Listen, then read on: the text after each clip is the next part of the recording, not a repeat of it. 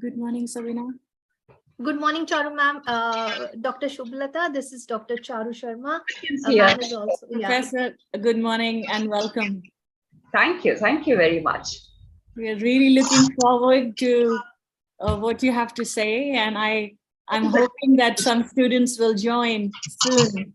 And Sabina, this is going live, so probably many students will definitely take the benefit of Professor Udapudi's discussion here today.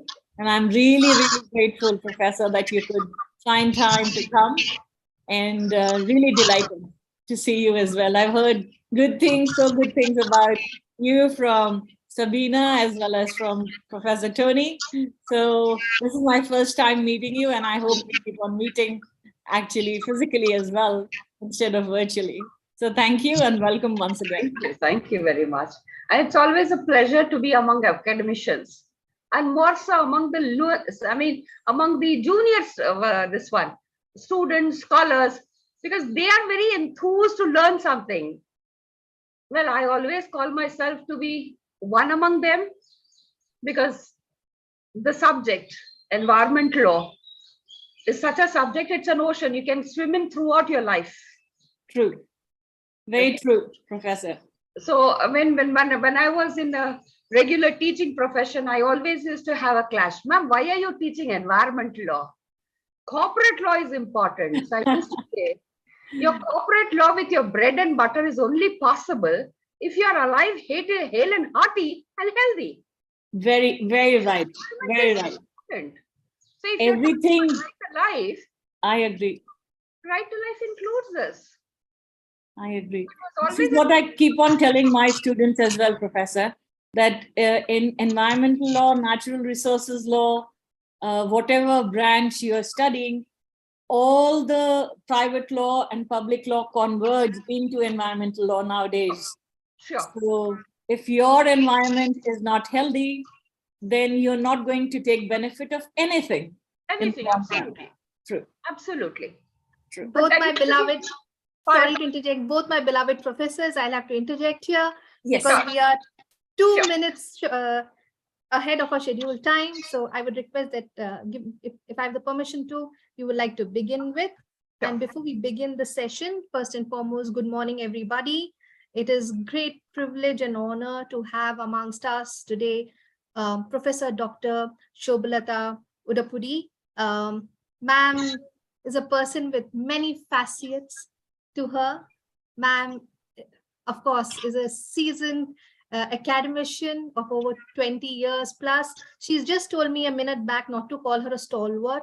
I don't know what is a better word to substitute for it, but I would do say that she is an exponential expert in the domain of teaching, research, and for the person that she is.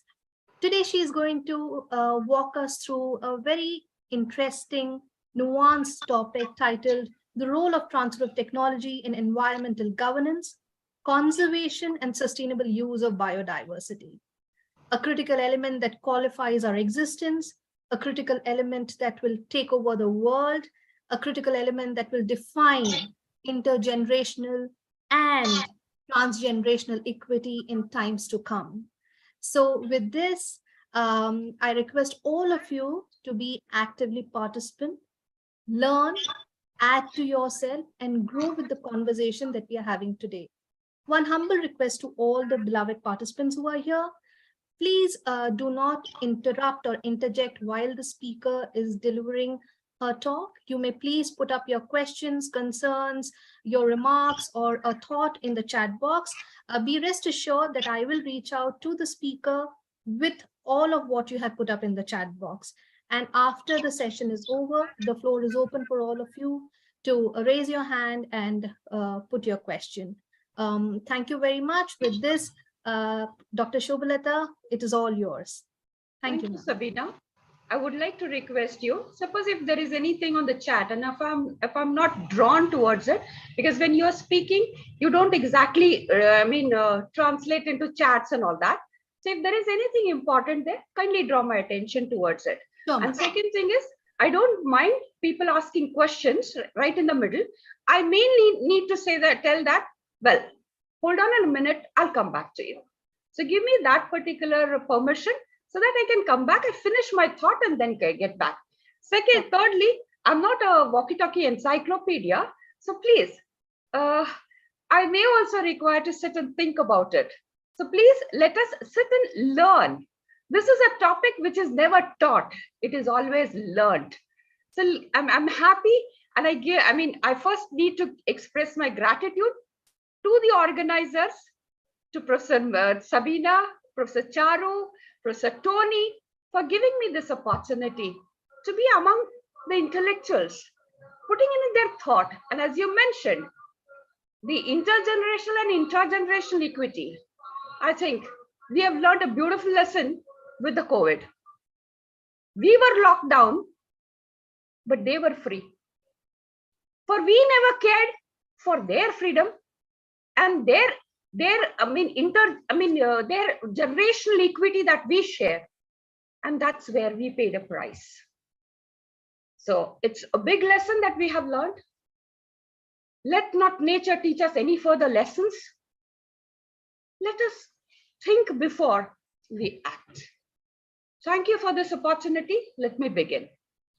As Professor has told you, it's a role of transfer of technology in environmental governance, conservation and sustainable use of biodiversity. Now, there is a need to analyze this particular title first before I actually get into the topic.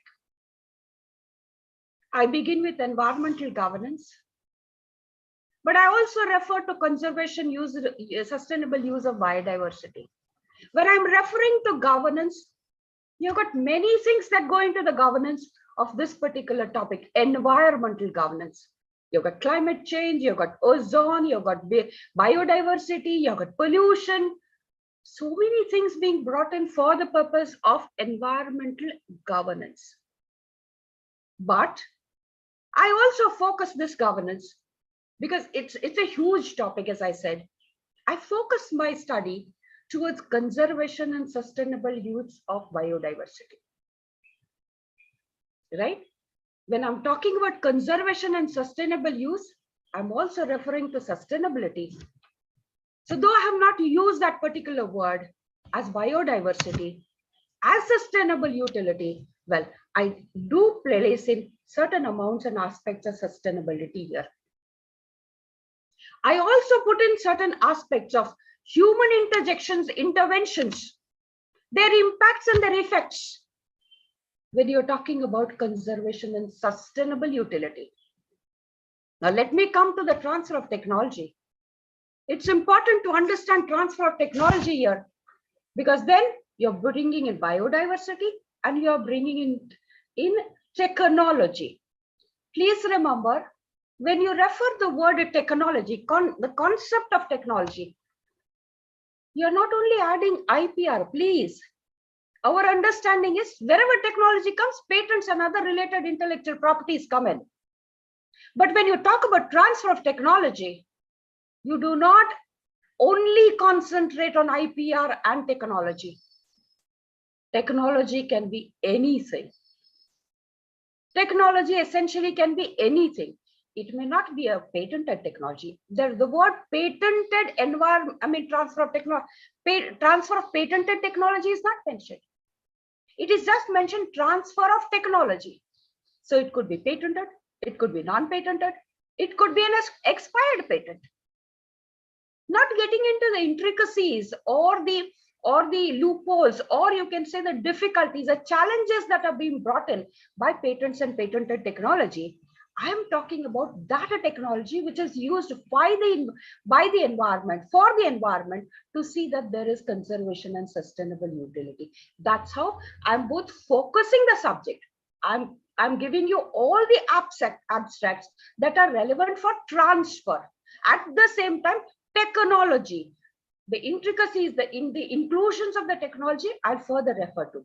But my topic is essentially focusing on biodiversity, technology transfers, be it patented, non-patented, and the other. Here I would like to add one statement, though it may not be exactly relevant to the subject.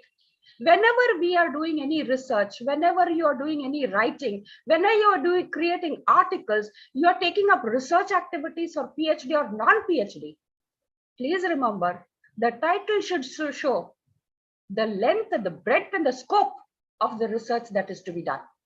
You have to be focused, but that doesn't mean you don't understand the paraphernalia that goes in for that particular topic. I'm sorry for diverting, but yes, this is one thing that I would like to say. As a researcher, we don't focus on what we are teaching, what we are learning, but it's important to understand every aspect at the same time, keep our focus on this particular topic. Any queries, Sabina, there? No, ma'am, not yet. Okay, thank you. So first we take up the CBD. We analyze the convention. This begins with your 1992, right? So you have the convention, the objectives, and how the objectives are to be fulfilled. I don't want to enter into the debate wherein I'm trying to say it is successful, not successful. But my basic concern here is that we have drafted. Also, I'm going to look into what are the challenges when you drafted it. Was it a good run? Were there other issues also involved when you're drafting? If you want to say that there are certain loopholes, some vacuums created, and if these loopholes and the vacuums are to be plugged in, we'll have to find the source of it. And it's only then we'll be able to entertain or we'll be able to understand impactful study of both transfer of technology and biodiversity or the biological, or you can say the environmental technologies. They have to be sound. We'll come up to the technologies, that the types of technologies that are required. They have to be environmentally sound. They have to cater to the requirements of the international community. And when transfer of technology comes in, it's not only between the developed and the developing countries. Please remember that. It's also between the developed and the developed and the developing. I don't take up the third category because that gets into higher challenges that are required. When I say technology, you've got again two parts. One, hard technology. Second, soft technology. Hard technology is actually the machinery, the physical hardware that is to be transferred. Whereas when you are talking about the software technology, the know-hows and the information. The crux comes here, know-hows. When you are drafting your contracts with the transfer of technology, for the transfer of technology, whoever it is, one thing is important is you have got your technology, which could be coming from the public, or it could be public funded, or it could be private. So apart from all the challenges that you have in the access to technologies, well, these are some of the issues. If it is a private one, well, it has to be accessible by all. Otherwise, you're not going to reach your goals. You're not going to reach your goals. So the first thing is conservation of biodiversity. Herein I want to add, when you say transfer of technology and biodiversity, you got again two parts. One wherein you are essentially talking about conservation, and the second part wherein you are talking about sustainable utility, fair and equitable. Normally, our understanding is whenever we are bringing in transfer of technology, it's more related to fair and equitable, ABS. That is the access benefit sharing. But that's not the right. Plus, we find that technology we always have. I mean, the myths that we have got, technology comes in, that means it's biotechnology. It is technology. You find that it is related to biology. It is fine that it is related as technology, but that's not all. So whenever you are translating technology and biodiversity, you will have to look into a broader area of understanding as technology. Say, for example, you're bringing in the DSI, the digital sequence information that's presently relevant for the purpose of conservation. So you essentially need to understand what technology is to be brought in, how technology is to be brought in. So when you're talking about know-hows, one difficulty that we have is when you draft a contract, or you are having the transaction, the agreements getting brought in by the transfer of technology. Hard material, fine. The second mechanism is not only the hard material, the technology also has to be not only accessible, but it has to be safe. Second thing is, it is the technology that I require. If the technology is such that I cannot run it to get the optimum benefits, along with the technology being transferred, you also need to include capacity building. So if you're giving me a technology, you have to show me how it works. It's not simply soft and hard. With the soft know-hows, you'll also have to give me a capacity building. And herein, when the agreements are drafted, there is an important component there called as confidentiality. And when there is a confidentiality agreement, the information is between the transferor and the transferee. Whoever is transferring, it is between the transferor and the transferee. So the transferee is bound to keep it confidential. Is there a dissemination of technology appropriately done? Today, I'm not referring only to patented technology, I'm referring to technology at large. You are giving me a technology for which there is economic benefits being granted to you, but then it is between you and me. There will be somebody else who essentially needs that technology. Again, there will be an agreement there, confidentiality being brought in. And you can imagine this particular component when essentially you're finding that royalty payment, confidentiality agreement, technology which is patented, post the expiry of the patent, does it come down to the public?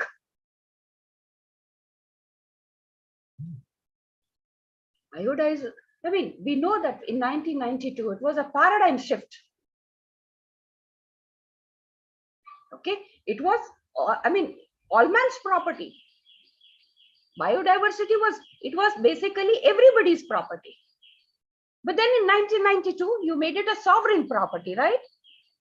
So today, if I'm required to use, and anybody with a biodiverse rich state like India will essentially require permission.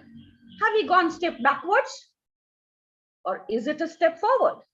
It's important for us to understand this particular point. The reason is, when it is all man's property,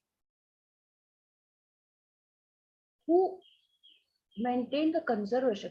Who held the accountability of the conservation?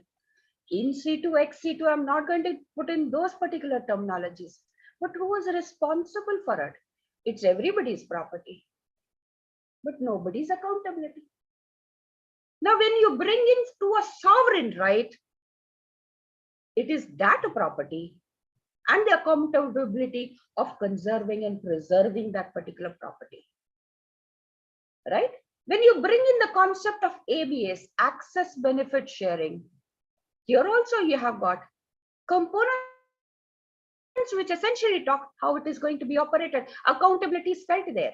You have got the PIC, the prior informed consent. I prefer to put it as FPIC, free prior informed consent.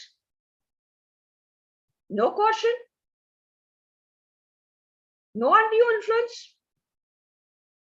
It's property appreciated. Conversion of the property is essential. Utility, sustainable utility. What is that sustainability utility? And when you say FPIC, PIC or FPIC, however you want to put in, essentially the knowledge is there, the dissemination is there.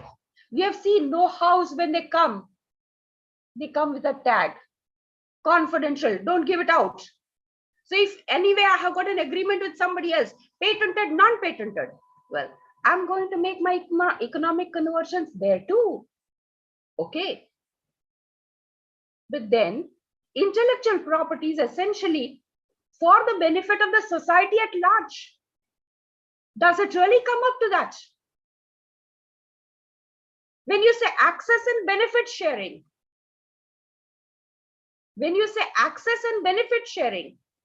well, benefit and sharing. How do you translate this benefit sharing? There are people, there is community, there are countries who have concerned, because biodiversity has to be read with TK, biodiversity has to be read with GI sometimes. So when you say TK, you have got a community which is essentially traditionally looking into it, conserving it, preserving it, using it. Now you're commercializing it. So you'll essentially have to have the benefit sharing with them, whether it is a company using it, whether it is an individual, whether it is a country, immaterial to that. Please take those people into consideration and see that they are benefited for it. What is it? Compensation? How do you work it out? What is the translation here? Economic benefit sharing. When you say benefit sharing, what does it mean? What does it mean? Is it compensation to them?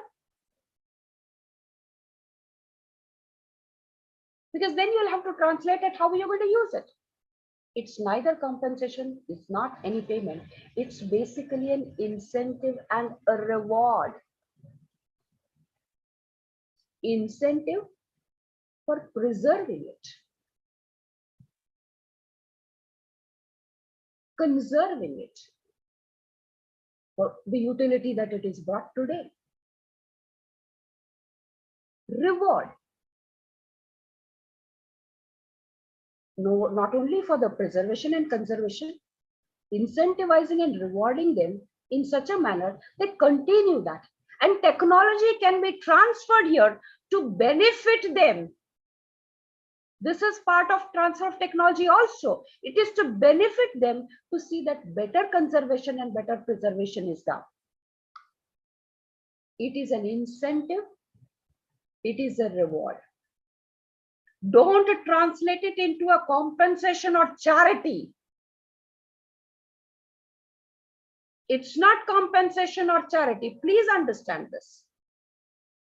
So when you're talking about transfer of technology and how, I have put in one sentence, for attainment of these particular objectives, fair, equitable, benefit sharing, utilization of the, yes, along with CBD, you will have to read the Nagoya Protocol also, wherein your genetic resources are to be studied, taken care of. Biotechnology comes in through there, right?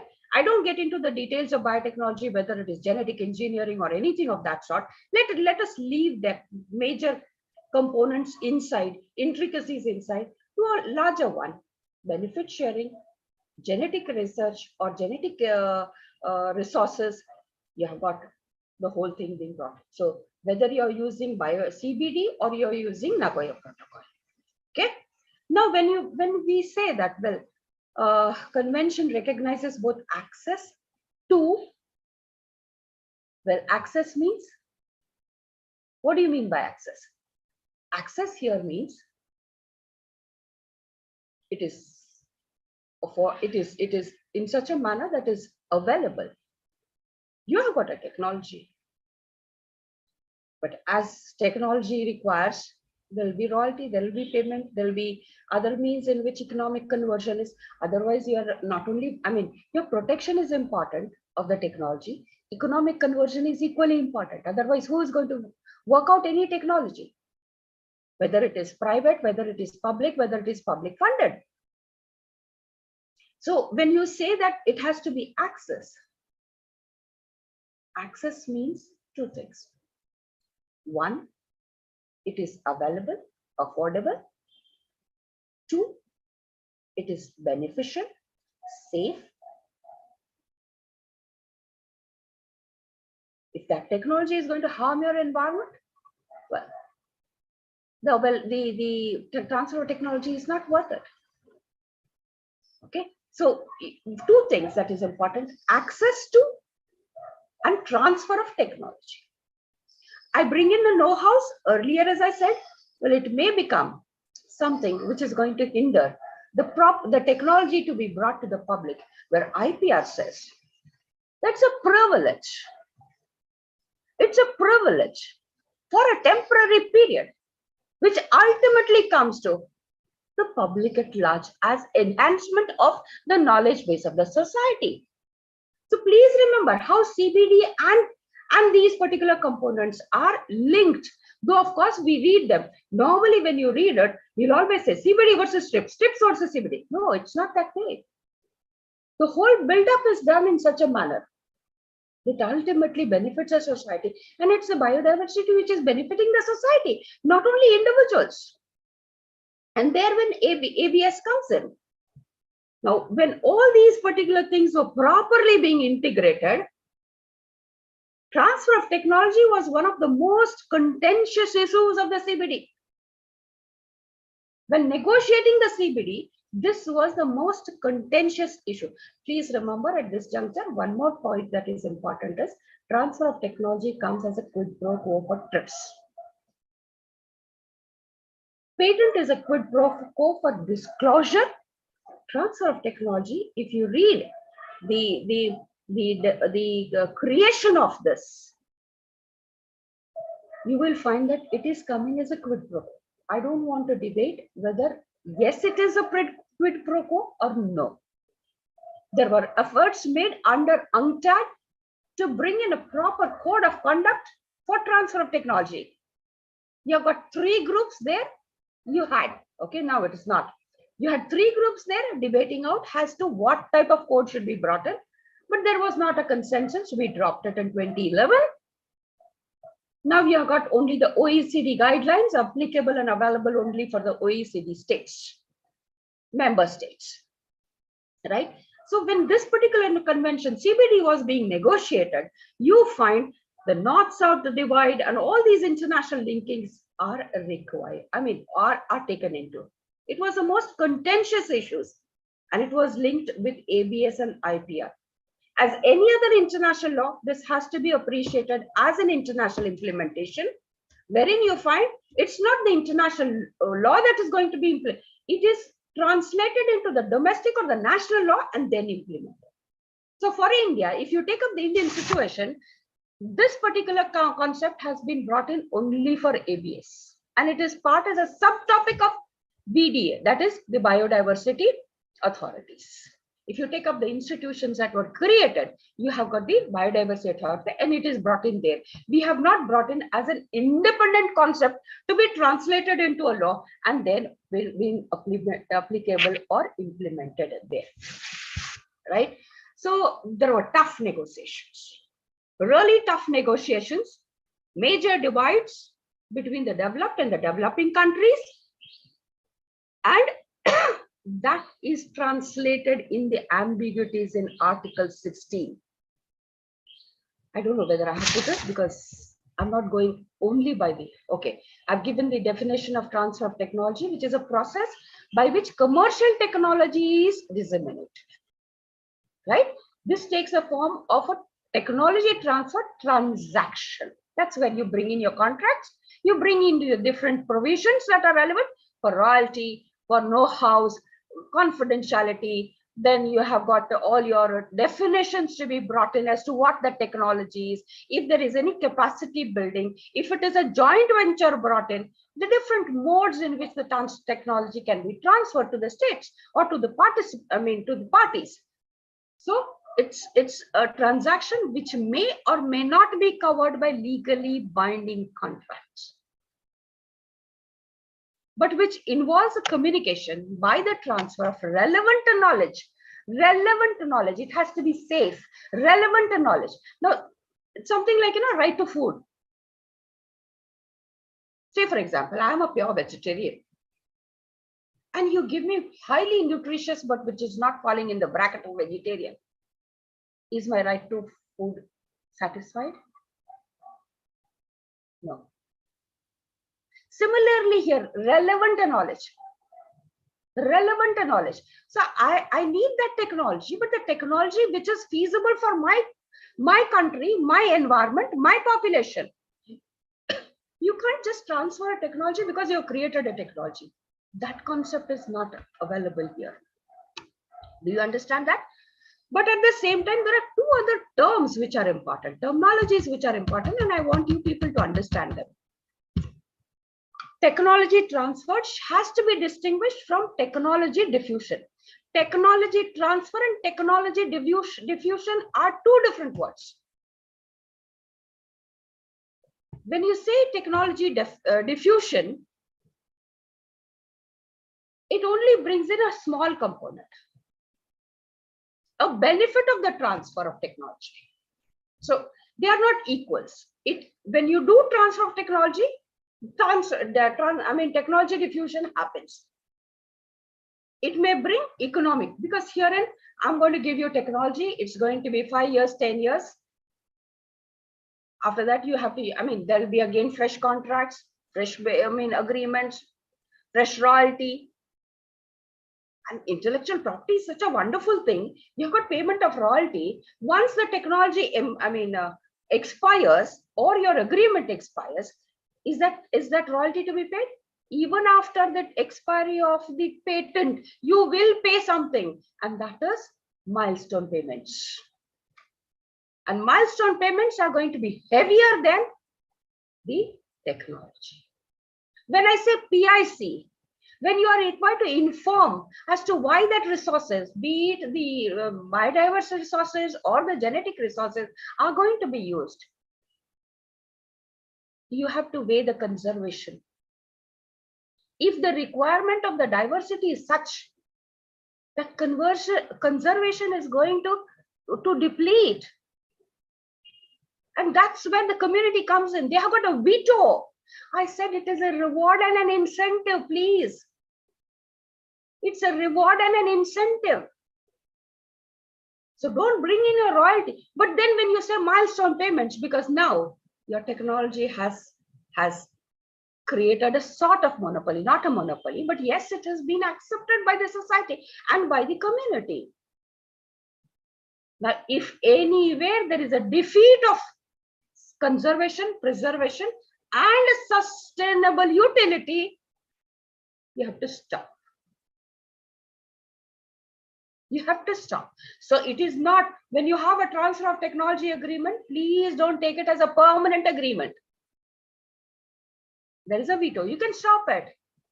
Because your important challenge here is preserve, conserve, sustainable utility. And as part of it, you go into the next component, that is benefit sharing. Right? So please remember that diffusion is different, transfer is different. Transfer is the umbrella, diffusion is one particular component in that particular umbrella. It's not only in the CBD. You find that in Agenda 21, Chapter 34, you have got this particular component wherein environmentally sound technology. I've been using the word safe, efficacy. Okay. So it's not all technologies. It is certain quality of technology which is important. Sound technology, cooperation and capacity building. Cooperation. Now, many a times it is asked, when you say benefit sharing, or do you create a hospital, or do you create a school, and that is benefit sharing, or you pay something? Okay, that's part of it. But the basic component that is important here is conservation and preservation of the biodiversity because of human intervention into the working of the biodiversity. Right? So it's important that you cooperate. So along with your technology you are giving in, you want that particular diversity for your technology to be developed, appreciated. But then in the form of benefit sharing, please share the technology that you are developing for the purpose of conservation and preservation. benefit sharing comes in that fashion also. And that's where I said a reward and an incentive. It's not just a school or a college or something of that sort. Yes, please don't bring in CSR here. CSR is a different component, though of course under CSR you do have environment. But this is not CSR alone. Any queries, Sabina, from anywhere?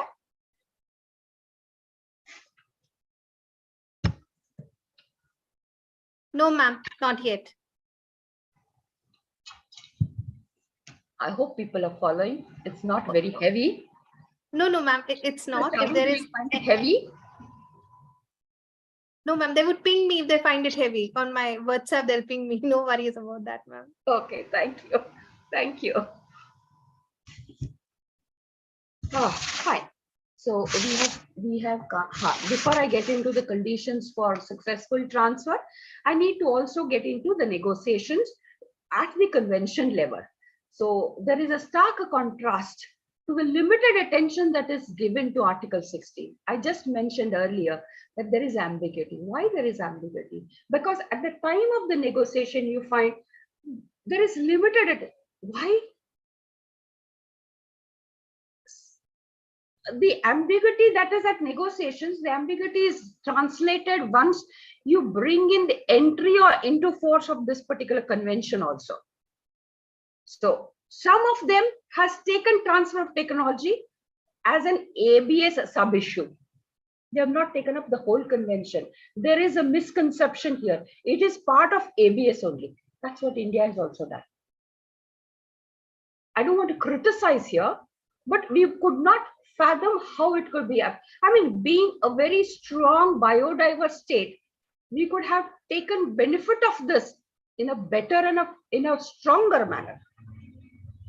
Of course, there are certain problems with the convention itself, and that's where I'm bringing in the ambiguity. So one explanation is that it is used as an only for ABS technology is required, and as part of the ABS system, it is a sub-issue and it is being dealt in that particular context only. So we have not been able to fathom the actual or the complete understanding of transfer of technology on one side and how best to be utilized by the biodiversity. As against that, you will find that the transfer of technology component has very strongly and very beautifully been appreciated by climate change, CDM, ozone depletion. But the same appreciation, the same acceptance, the same concentration is not being seen in the CBD. So for some, it is basically only related to ABS, and it's only related to the ABS, and that's where you find you're bringing in that. Please understand, this is a myth. We should have been able to appreciate it in its holistic understanding as technology and the utility of the technology. There is another explanation here in the context of biodiversity, of course. It is abstract. It is less tangible. I did mention now, when you say PIC and you're going to give some sort of benefit sharing, do you have a hospital and a school and that's it? So you don't know the tangibility of it. It's too abstract for us to understand, because here in academic research is also possible for the purpose of technology and biodiversity. As much as you find in climate change, in ozone depletion, handling of pollution, you don't find it. I mean, that particular strength is not found in CBD. That's a problem. It's basically knowledge, methods, technologies within economic sectors. It's not biodiversity in totality. Again, you've got classification. So you're talking about knowledge, you're talking about method, you're talking about technologies, and you have got the economic sectors: agriculture, forestry, fisheries. So you can understand, the amount of classifications, sub-classifications, different technologies, different concepts being integrated. And in this integration, probably we have not given a holistic approach towards it. A holistic approach towards it. So you find that CBD involves in examining, in sharing scientific knowledge, examining the scientific knowledge, sharing the scientific knowledge, sharing the technology, sharing the biodiversity. All of these components with the economic sectors have to be analyzed. So yes, it's not a simple thing that can be taken up. It's a complicated, complex issues, but to be simplified at the level of the state. Okay, and as I said, we have made a problem there. Our BDA, biodiversity authorities, essentially have taken it as part of ABs, not as the whole concept of biodiversity. I mean, let's not analyze and let's not be critical about that. But yes, we need to understand that we have to appreciate these particular things.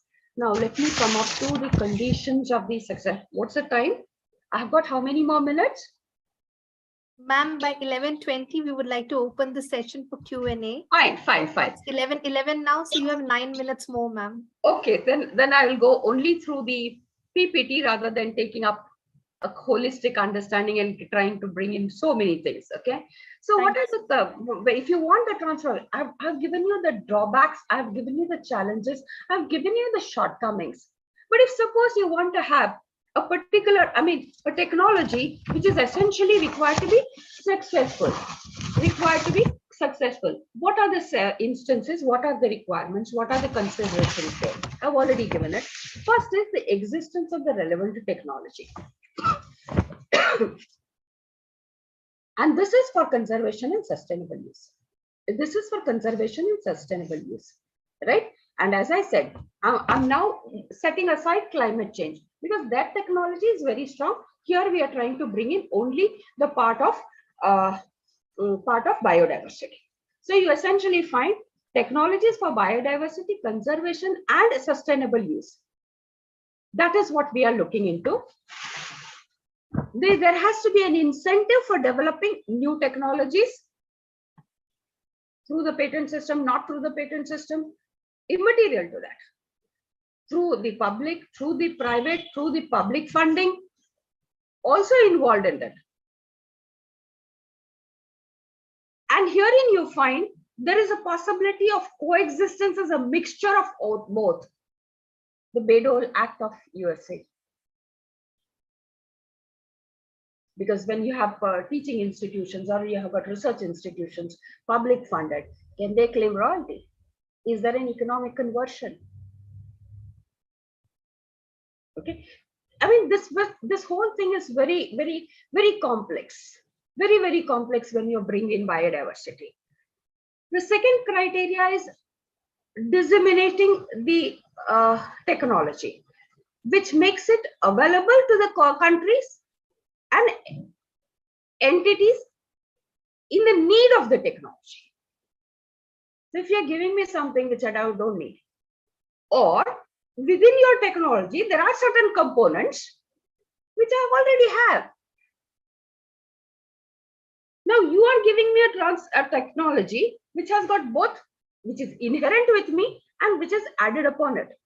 I would prefer to take up the technology, add it upon my technology also, help me to improve my or enhance my technology.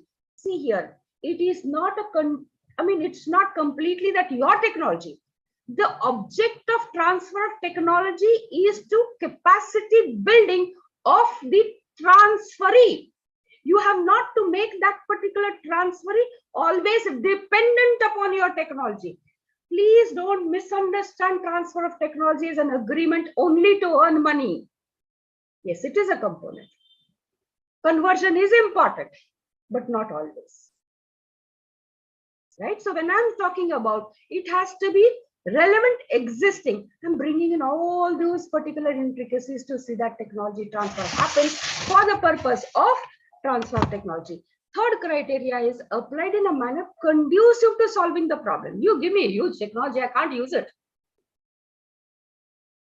You give me training. Maintenance will be for a year.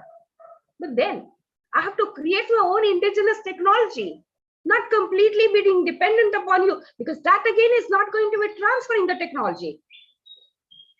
That again is not going to be transferring technology. So when we are talking about all this, we also need to involve the local community, and the political whole scenario of drafting these particular conventions was very important.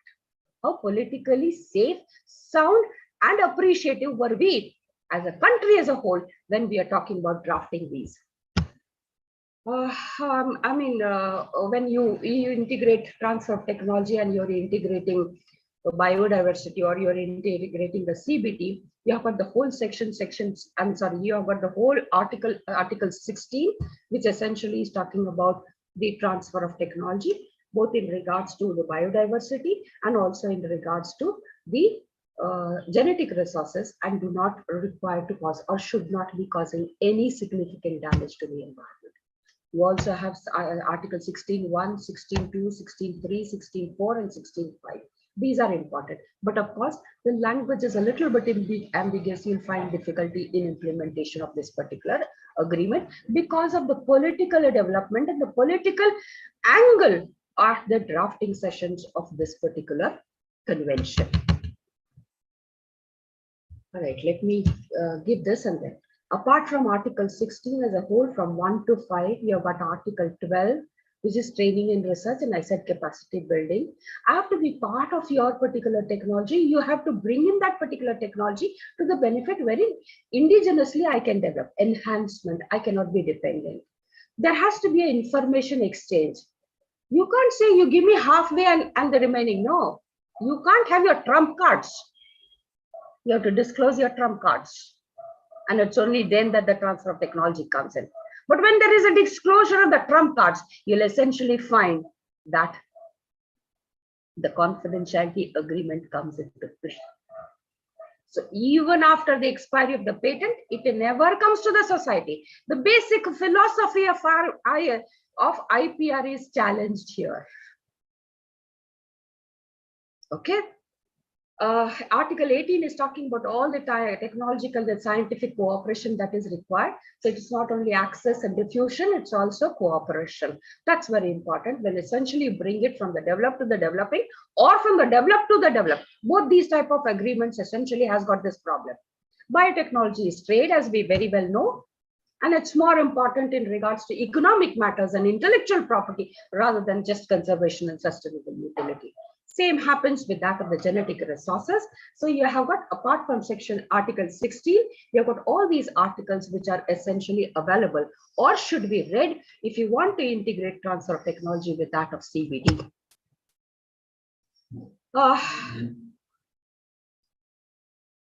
One more drawback one more problem or challenge when you are really implementing it is, when the Convention on Biological Diversity, technology transfer has always been perceived as highly general. I said the language is ambiguous. It's difficult to grasp scientifically. See here, when we say technology, not all of us are scientifically appropriate, right? Everybody's, the first question that students used to ask me is, ma'am, do we require science to understand IPR and environment? I said, you are learning law. But yes, it is part of it. You are interested in the environment. Why? You are so anthropocentric. Your health. Are you ecocentric? Well, all these integrations will be possible when you are ecocentric. Your integrations are a problem or are a challenge when you are anthropocentric. That's a real problem. Do you get me? So it is important that you demystify the concept by breaking it down into concrete operational identification of the technology. Something I have got, I'm not going to. So unbundle your technology. That's my first requirement. I want to conserve. I want to be part of it. I want to enhance my understanding. I want to develop my own indigenous, no perennial dependency upon you. But at the same time, I need to also get into the, what do you say, demystifying the concept of breaking down. I want you to unbundle.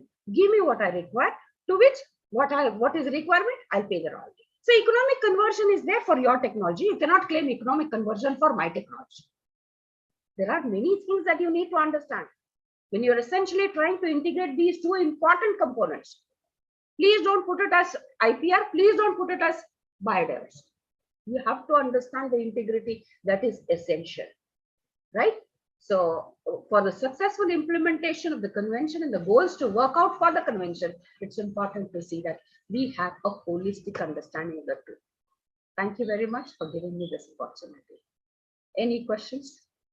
Thank you so much, ma'am. Thank you so much. Participants, the floor is open. You may please raise your hand, and Aditya, you may please put forth your question. Ma'am, we have a question from Aditya Iyer. Yes. And his question is, I'm going to read out his question.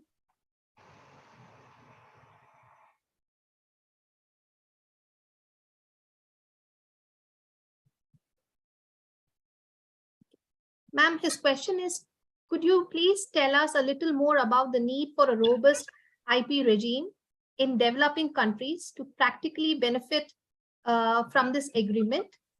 This is an angle I'm very interested. He's very interested in doing research in this particular area. So, ma'am, if you could please highlight a little more about how could one develop, and as a law student, how could a law student contribute towards developing an IP regime for benefit sharing? It would be great, ma'am. Okay. Now herein you're trying to integrate patents, and you're trying, I mean, the other relateds, of course, more specifically the patents and the genetic resources, right? When you say ABS and you want to draft, we have got AB agreements which are drafted by the biodiversity boards. We have got 4 state boards that are available. You have got Gujarat, I think you have got Andhra Pradesh, you have got 2 more boards. I don't have the whole list with me, but I worked with the biodiversity board, and they literally went in for ABS systems. We had to draft agreements for them, and wherein we take cognizance of the royalty payments and the other intricacies of biodiversity. So when you are, it is the agreement which is drafted by the state, which has to be put into implementation by the boards for the purpose of the ABS. So when you, I mean, we worked it out with the help of the biodiversity board authorities, both for marine and for agricultural boards. Then IPR system went in for GI. Now we take all this into the agreement to be drafted so that the benefit is shared by them. So it's not only drafting of it is biodiversity regulations. I think I have got them, but you have to work out on that particular component. I don't understand how exactly I'll be able to tell you what are the, I mean, research in this particular area. At the same time, if you're a PhD scholar and you want to work it out as a PhD subject, please remember, take a topic, define the topic, put your topic in such a manner that it becomes a researchable topic. Don't put it as a debatable topic. Debatable topic cannot be converted into a PhD. A doctorate is not available. Make it into a researchable topic. Yes, Aditya, I think you have got one more question there. Aditya? Because I find him on the screen with the raised. Yes, ma'am. His hand is raised. Aditya? Aditya? Okay, ma'am, I think he's having a connectivity. No, you're not audible, Aditya. It is muted. Aditya, you're on mute. What is Aditya doing? Ma'am, he's a 4th year student. Okay. At your institute? Yes, ma'am, he's in my class. Okay. And he's a wonderful student. Okay, that's great. Aditya, I'm sorry, you're not audible. Ma'am, he'll come back with his question. Okay, no issues. Professor Savita, let me tell you, you can receive the question, send it to me. I will answer them and send it to you. Perfect, ma'am, perfect. Ma'am, in the meantime, we also have a question from one of our elderly learners, that is Professor Tony George, the director. So his question is, Since sharing technology is a state to state process, how do we ensure that technology actually reaches the community which has protected the biodiversity and genetic diversity, which has in a big way led to the development of the technology in the first place? That's where I said that you essentially need to see that you have to participate in creating the technology. Mhm. Now, agreements need not be between state and state alone. Agreements can be between the company and the company also, between the individuals and the individual partners also. Right? So it's not necessary that India signs an agreement with UK for the purpose of biodiversity. No, there could be a company from UK tying up with India, Tata's, wherein you find that agreement is such. And therein, you have parties and participants within the Tata group who are going to be the conservers. Now, it is a responsibility. The technology transfer essentially has to go down to the grassroots. But are they accountable? They are not. And please remember, one drawback here that is important is, well, you're giving a veto to the community. But when the veto comes in, are you actually involving the local community in the agreements? So if India signs an agreement and the community says, well, this is going to destroy my biodiversity, this is going to damage my environment, this agreement should not go. The veto is available. But how is it practically going to be applicable in such a manner that you bring them on the table to put in these negotiations? That's the biggest problem. And that's where I say Article 16, along with the others, is important. Thank you so much, ma'am. Charu? Ma'am, we have two. Oh, sorry. Charu, ma'am, please go ahead. If you have a question, I was just agreeing with what Professor Udapudi is saying here. And I was a very small question, Professor. Yes, please. When you've been drafting these ABS agreements for particular states or a company, has India also considered learning from countries who had drawn the biodiversity acts earlier? And I agree when you say that it has to be looked at holistically and it has to be an umbrella legislation, because we've had a very narrow state. Very narrow. Yes. And therein, Professor, I would like to say, let it not come from the center, let it go to the states. Because the states do understand their particular diversity and their GI. I said TK and GI many a times crisscross. Yeah. Okay. Exactly. You have got the written TKDL also, and you have got the say, for example, we were working out with Balia wheat, which requires lot of water. There is no Balia wheat. If there is a consumer for Balia wheat, you will have to go to the farmers and see that they grow it. We have come to this particular stage because we have not been able to understand the biodiversity. They have to be drafted by the state. The state board is required to draft this because it is state specification. And there you can bring in the community to the drafting table to see that they are benefited. Benefit sharing is possible at that level. Yeah, I agree. Professor, just adding a bit more to what you said, to maybe reiterate what you said. I think the 1999 Act, the Environmental Protection and Biodiversity Act of Australia, the Commonwealth, it talks about exactly this issue. It's an umbrella legislation. I mentioned it earlier also in one of the earlier lectures, and it covers the environmental assessment. Yes. It covers approvals. It covers and protects the significant biodiversity and integrates the management.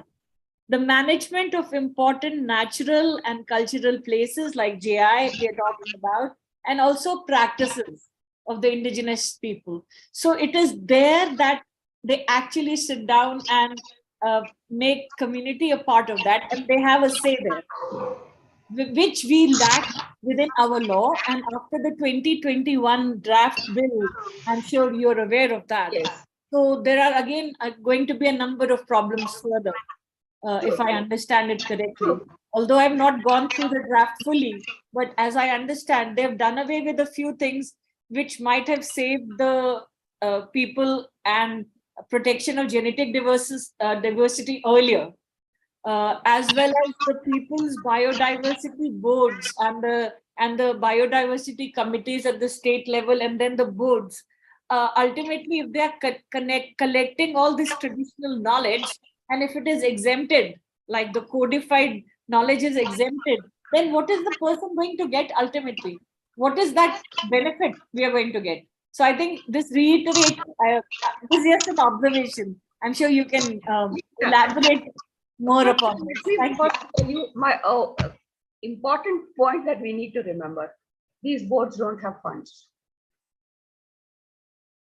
So lack of funds is the first problem they will pose you. As an institution, it was possible for us to go out and reach them. And we had conferences, we had workshops wherein we could train these local people in creating this particular ABS system. The state government has earned in crores. But how much actually comes from the state government with all the seeping gains? Let me not debate it at this particular juncture. Okay. And for the Australian, please remember, they have got a very strong Aboriginal community which is responsible for the diversity, and they're strong enough. Even for our environmental courts, the Supreme Court brought in the environmental court system from Australia to bring it into India. Now we created NGT. What is the fate of NGT? No comments. Okay, so I mean, we do all these, but unless and until, one thing that I would definitely appreciate here is the academic circle and the government and the intellectuals have to get hand in hand. We cannot separate them and say the government is running the government. State, no, it is not. Ma'am, we have a few more questions. I'm sorry to interject you here. Yeah. Ma'am, so the students have a few more questions for you. Yeah. So Ma'am Maria, again, a fourth-year student of BBLLB, her question is, Professor, how should traditional indigenous knowledge and practice about environment protection be looked at by intellectual property rights and environmental law makers, particularly indigenous knowledge emerging from the global south? Can you repeat it? She's talking about TKDL? Yes, ma'am. She's talking about TKDM. She's looking at specifically indigenous communities. Okay. And she's asking, when you talk about intellectual property rights, what should it mean to environmental lawmakers? Savina, first thing you'll have to differentiate is indigenous knowledge and a traditional knowledge.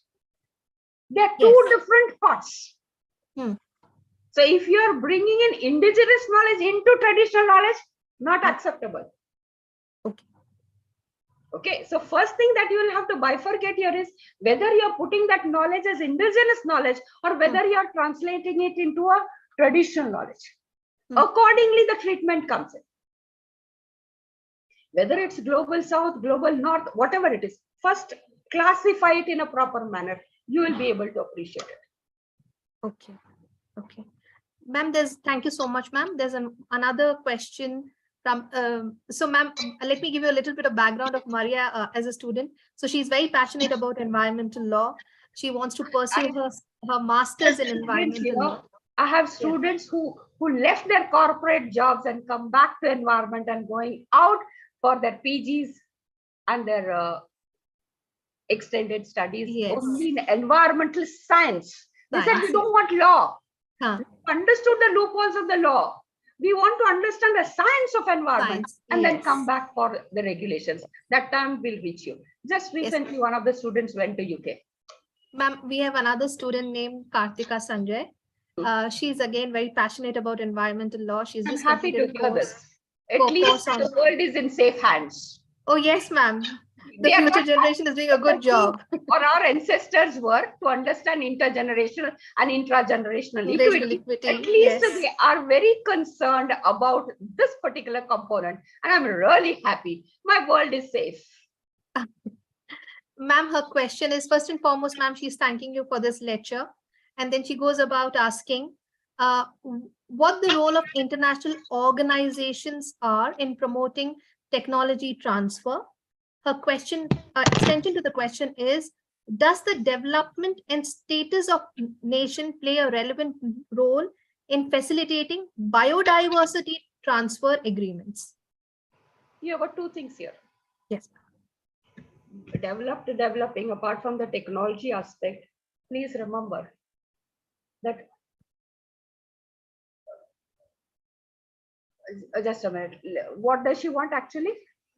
Ma'am, she has two questions. Okay, first. So her first part of her question deals with, 1 second, just a second. Sorry, 1 minute, please.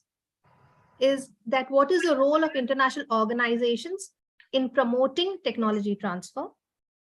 And the second part of her question is, Let me answer the first part and then come to the second. Yes. The problem is UNCTAD tried to create from 1987 to 2011, they tried to create a code of conduct for transfer of technology, but they failed. The failure was, I mean, only the developed countries were not the reason for that failure. The developing countries were also at a loss. If I know what I want, I will draft it in that particular manner. But the difficulty was, there was lack of knowledge to understand this. UNCTAD was a failure. They withdrew from this particular code, from this institutional institution, to draft that code and bring in transfer of technology and biodiversity on one board. You have got the UNEP, you have got the GEF. Yes, there are there, but they are not able to put in all these particular efforts. You have got the Cartagena protocol only for the purpose of safety. You have got many protocols. So it is piecemeal addressal, not the holistic addressal of the two. Okay. Second question. Ma'am, a second question is, does the development and status of nation play a relevant role in facilitating biodiversity transfer agreements? Yes. The developed countries are not very comfortable when coming to the developing countries because their IPR is lost. We have got the Plant Varieties Act. USA brings it under patents. So they would like to protect it. And India Section 3 in Patent Act is a big bulldozer for them. So, and second thing is, if you see the politics of the drafting of TRIPS, I don't know whether you people have read that. There are beautiful books on the politics of drafting of TRIPS. Okay, one of them is Dr. Vivek Devroy. He has written beautifully. Let me tell you, I mean, this is not a proper statement. I'm using a very crude language, not to be repeated or not to be used by anybody. But yes, let me put it very, with all my senses, let me put it very clear. I mean, Rio and CBD was a win-win position for the developing countries. It was a sovereign right for them. The developed countries said, okay, it's your sovereign right. I have to come and ask from you and then only use it. You need to conserve your biodiversity, right? For which you will require technology, right? Pay me the royalty and get the technology.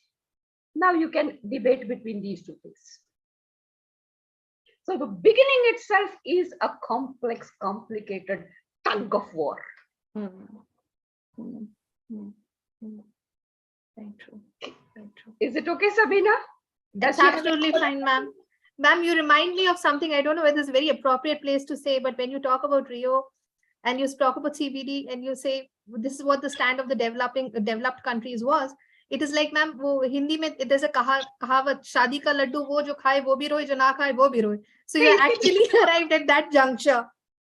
इससे बेहतर मैं एक sentence use करूंगी, which I don't want anybody to repeat it. It was a slap. Yes. On the biodiverse rich states. And the developing countries essentially showed you a mirror. Come. Right? So unless you settle these particular things, it's very difficult for anybody to say, oh, we are dealing with it. Ma'am, Aditya is back. Aditya, please unmute. Yeah. Ma'am, am I audible? Yeah, you're audible, Aditya. Ma'am, so sorry for taking more of your time, but a Not few at all. seconds ago, you said something that was of a lot of interest to me. You mentioned how developed countries do not like to engage in a technology transfer with the developing countries because they worried their IPR would be lost. Now, I think about this in the context of countries like China, which have a very atrocious IPR regime where they trick companies in. I wouldn't say trick, it's not anybody's fault, but the law allows foreign joint ventures to happen with Chinese companies. And even after the expiry of the contract, the domestic Chinese companies can use that licensed technology.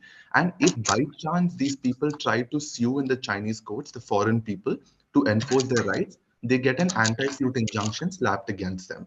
So can you please tell us more about how the IP rights concept that you mentioned, how they are worried about losing their IP, plays into the practical implementation of this convention?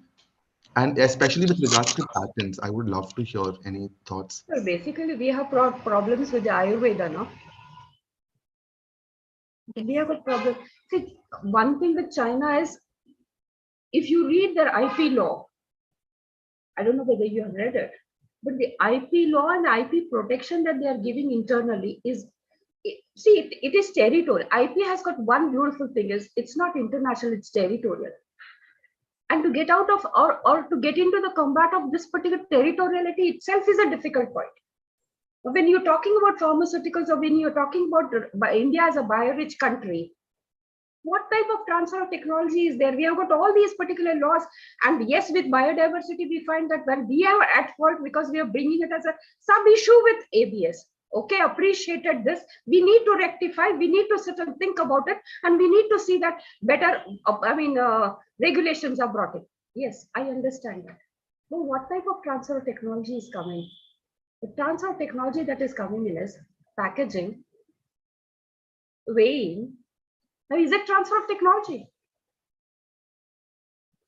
So we have to first and foremost understand what a technology means before we ask for a transfer of technology.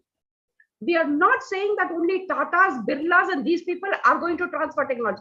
It has to seep down to the communities. And when the country itself is not capable of understanding the myths involved in biodiversity and in the transfer of technology, it becomes very difficult for anybody to protect. What happened to Jivani? It was a failure, though it is read as a success story for ABS. No, it is not. Okay, very recently somewhere I read, they are talking about certain vaccines and things, but I mean, how many people do understand the whole concept? It's very difficult. It's very difficult. We have to analyze this. And Aditya, let me tell you, take up this particular job to analyze certain international aspects which led to the failure between the developed and the developing countries. Only take India. Don't take the other countries. And let's rectify it. As Professor Charu mentioned, that we brought it. I mean, we'll have, I mean, the recent, changes or the regulation changes, amendments, whatever it is. EIA, what did we do, madam? The EIA component was totally destroyed. We all wrote to the government, but what happened? And that's where I bring in the political intellect or the political demand. They are myopic. And I hope the government understands that they have to wash their hands from these sensitive aspects of anthropocentrism and ecocentrism, both the national and the international. India gave the concept of absolute liability. Does the international community even recognize it? It is still the Reland versus Fletchers, right? Yes. We don't even go to Bhopal, or sorry, we don't even go to which is that Delhi company? Shriram Fertilizers. Shriram Fertilizers. Wherein late Chief Justice P.N. Bhagwati. He brings in the whole concept in 2 phases. But no, ecocentrism. India's Supreme Court has got judgments which give you ecocentrism.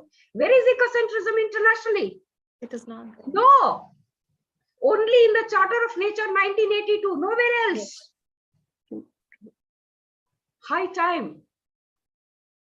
Plus, absolute liability is still a indigenous Indian concept. Yes. Australia and England may have subsumed Rylands and Fletcher under the larger negligence Yes. court, which is reasonability, but they did not come out with absolute liability, which was, the writing was on the wall. Everyone could have done it, but no. They still want to go their own logical way. So Economics is more important. Yes. Ma'am, because thank you so much, ma'am. Ma'am, we are 15 minutes behind schedule. As of now, 11:30 was the deadline. But ma'am, I have 3 questions for you, ma'am. So my first question is, ma'am, when we look at social impact assessment, Okay. and now EIA does not consider biodiversity, access to benefit sharing, most of those. Ma'am, is there a possibility to amalgamate the concept of benefit sharing and capacity building under the present rubric of social impact assessment? I would like to know your thoughts on that. First one. Second question, ma'am. I missed out in the middle because there was some disturbance. Okay, ma'am, essentially, I would like to know, when we look at the present structure of the social impact assessment, how would you suggest to improvise upon this by involving and incorporating capacity building component and access to benefit sharing part? Because you've essentially emphasized on the part and given us the insight that it is essentially dealing with incentive and reward. So having said that, how should one look at social impact assessment in this realm, ma'am? That's my first question to you. So when you're talking about social impact assessment, of course, we have got a debate there as to how social impact assessment can be done. And our very, very minimal or myopic understanding is you're bringing in human rights issues and all that. We are not actually going in for the social impact assessment, which is essential. Second thing is, when you're talking about hearing, public hearing, well, we have got a lacuna there. If public hearing is emphasized properly, implemented properly, you will find that social impact assessment can be possible. So don't run around anywhere. We do have provisions. Only thing is, we have to have a better understanding, implementative understanding of those particular provisions. It is possible. But it is economics and it is politics. Wherein law fails, and law also has got a problem, because when you bring in science and development, technology and development, well, a law always succeeds science and technology. That's one more problem. Thank you, ma'am. My last and final question. Ma'am, if there were 3 research areas that you would suggest post this talk for students to take up, to write, to pursue their studies upon, or for us as an institution to do training and capacity building, from this realm, ma'am, of this topic that you have shared with us, what are the 3 primary areas that you would like to suggest to us? First primary area is define your biodiversity regulations, which are not properly done by the states.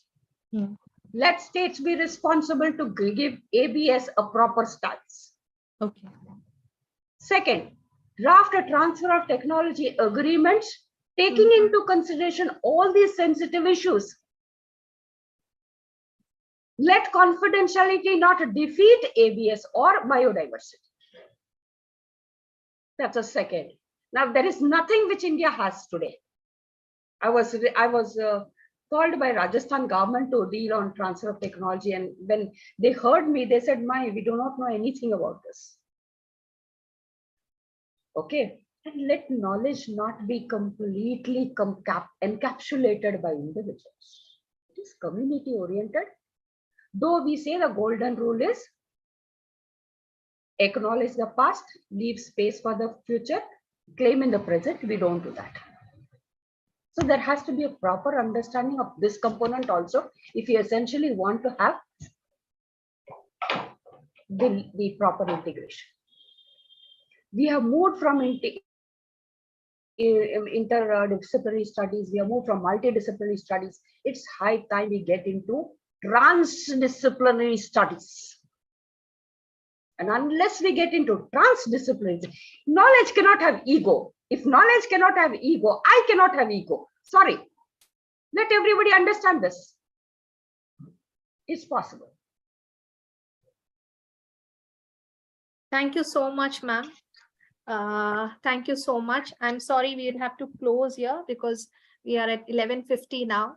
And ma'am, on behalf of the Center of Environmental Law and Climate Change, OP Jindal University, we express our indebted thanks for you coming over, giving us your precious time, truly telling us that you're passionate and you care about what you hold your ground for.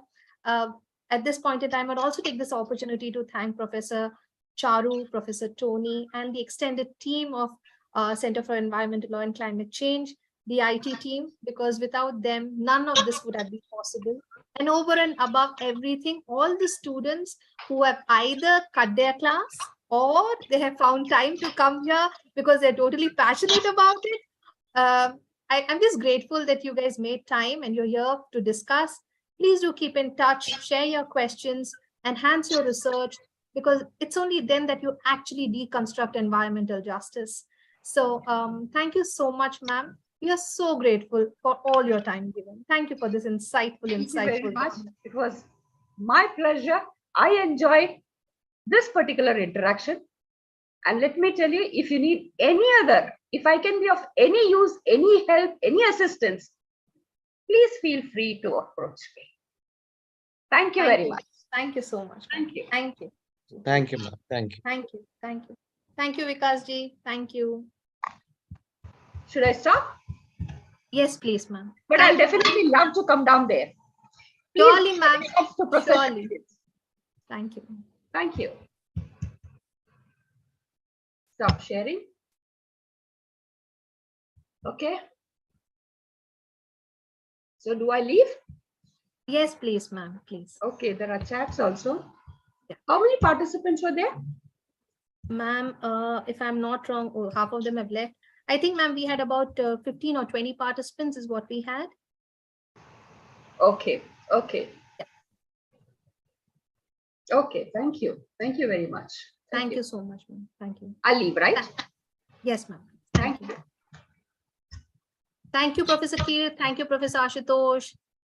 Thank you, Prajit. Thank you so much. Thank you, Professor Aparna. Thank you for being here. Thank you. Thank you. Thank you, Vikas ji. Thank you so much.